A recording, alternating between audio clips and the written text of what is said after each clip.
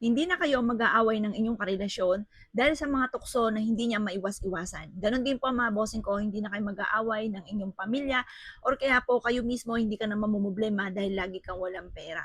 Or kaya po mga bossing ko, kung ikaw mabilis na nakakainggitan ng inyong pong kapwa or kaya po may mga tao na parang galit sa inyo na hindi mo naman sila inaano, ito pong aking ipapakitang ito ang wag na wag kang magpapawala. Ako po mga bossing ko, napakadami kong ganito. Sako-sako mga bossing ko, ang ganito ko mga bossing. Dahil ito po ay isa sa mga masasabi kong napaka-epektibo mula po nang ito yung ginawa ko mga boss. At dati-dati mga bossing ko ay kumbaga ang dami mga pagsubok na pinagdaanan, nakakatulong po siya para ma-relax din ang ating pong isipan. At tayo po ay nagkaroon ng proteksyon at malayo sa anumang kapahamakan, lalo na rin po sa mga bad spirit. Kung nararamdaman nyo na parang hindi lang kayo nakatira sa loob ng inyong tahanan or kaya po mga bossing ko may malas sa loob ng inyong tahanan, kasi mga bossing, lahat daw po ng tahanan, lahat ng lugar ay may mga nakatira.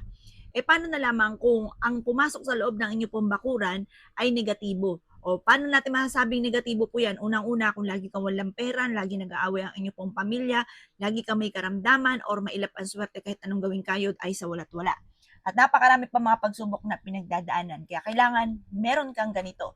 At ituturo ko sa inyo kung saan nyo siya dapat ilagay. Ano po ba ito mga bossing? Ito pa mga bossing ko ang ating star anise. Ang star anise mga bossing ko ay napakabango. Ang bango nito mga bossing. Ito hinahalo talaga sa pagkain. Minamarinate dito yung manok. Naku, pagkasarap-sarap. Tapos ituturbo mo. Ang sarap.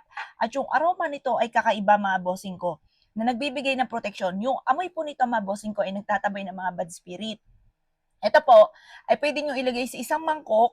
Mura lang po ang star anise. Kung gusto nyo, sa amin kayo mag-avail, meron din po akong ganyan. Hahaluan ko pa po ito ng mga iba pang sangkap. Yun. Mura lamang po yun mga bossing, mga 70 pesos. Ilagay nyo sa mangkok. Meron na siyang dahon ng laurel, star anise, meron po siyang nutmeg, at marami pa pong iba. Na isang mangkukan po siya. Ilagay nyo lamang po pwede sa salas, pwede sa likod ng pintuan, or kaya po sa inyo pong negosyo, pwede rin naman po sa center table, or kaya po sa inyo pong hapagkainan, or pwede rin sa kwarto. Ngayon mga bossing, ito, star anise, kahit star anise lamang po, magdudulot ito sa inyo ng swerte. Ito pa mga bossing ko, ang gagawin nyo lamang, maglagay ka ng isang mangkukan sa harapan ng bahay ninyo. Kung may bintana kayo, doon nyo siya ilagay para ma-welcome ang swerte at maitabo yung mga bad spirit.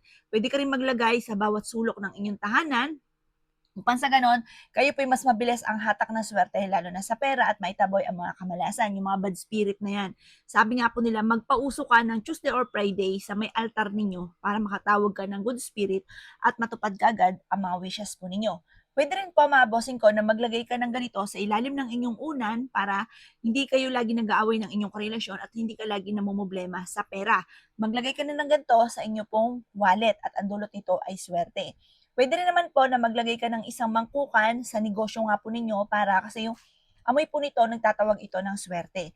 Ngayon pa mga bossing ko, kung ikaw po ay nape-pressure sa ngayon, pwede nyo ring maglagay ka ng isang star anise lamang sa timbang tubig at lagyan ng kapranggot na asin at ipampaligo nyo po siya. Ang dulot nito ay swerte. Para kung ano man yung kumapit na kamalasan sa inyong katawan, may mga palipad hangin ka, sumpa, maalis po yan mga bossing. Ngayon pa mga bossing ko, sa dulot nitong ating star anise, marami siyang benepisyong dulot. Kaya dapat kayo pa mga bossing ko ay wag na wag magpapawala nito. Kaya yung karelasyon ninyo na naglulukos sa ngayon, maraming mga negatibo na hindi nyo nakikita na siya nagiging dahilan kung bakit nagkakaroon kayo ng mga pagtatalo. Kaya mainam, meron kayong proteksyon. Mainam, meron kang ganito sa kwarto ninyo ha. Maglagay kang ganito sa ilalim ng inyong pong unan at ang dulot nito ay swerte. Pangontra po ito sa mga negatibo. Kaya siguro, lagi nag-aaway ang pamilya, may lapan swerte lalo na sa pera, or laging may mga tukso na hindi maiwasan ang anak ninyo pasaway dahil may mga negatibo na kumakapit sa kanila na hindi natin nakikita na kailangan lang alisin natin sa mga ganitong mga pamamaraan. Ito pa mga bossing ko ay star anise. Mura lamang po ito, pwede nyo itong mabili sa palengke, sa supermarket, or kaya sa mga online. Or kung gusto nyo sa akin, perfectong sangkap, nandun na lahat-lahat mga bossing ko sa halagang 70 pesos lamang. Isang mangkukan po siya, ilalagay nyo po siya mga bossing ko, isang mangkukan po siya na ilalagay nyo sa center table po ninyo.